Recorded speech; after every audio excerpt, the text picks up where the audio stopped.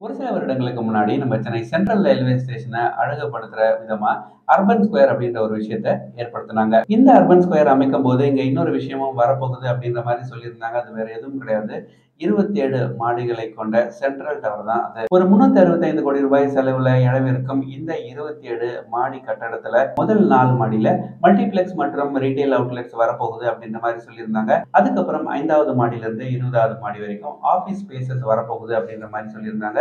25, 26 மற்றும் 27வது மாடிகள்ல ஹோட்டல்ஸ் வரும் அப்படின்ற மாரி சொல்லியிருந்தாங்க.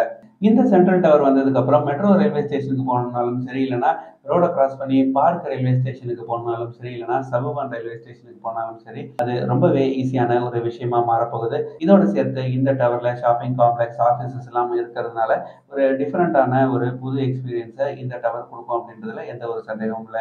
இப்போ இந்த டவருக்கு என்விரான்மென்டல் கிளியரன்ஸ் ஆனது கிடைச்சிருக்கு.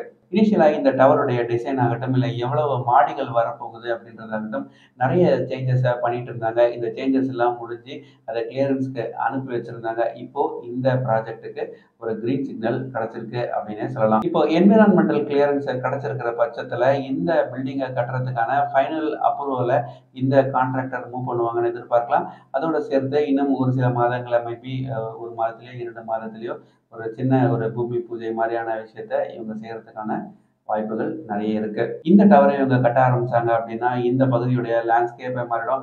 பழைய படங்களாகட்டும், இப்போ ஆகட்டும் சென்ட்ரல் ஸ்டேஷன பொறுத்தவரையில பெரிய ஒரு சேஞ்ச் ஆனது இருக்காது. ஒரு 50 வருடங்கள், 100 வருடங்களுக்கு முன்னாடி ஃபோட்டோ எடுத்தா சென்ட்ரல் பகுதி எப்படி இருந்ததோ, அதே மாரி தான் இப்பயும் இருக்கு. அப்ப என்ன பிளாக் அண்ட் ஒயிட்ல எடுத்திருப்பாங்க. இப்ப கலர்ல எடுத்திருப்பாங்க.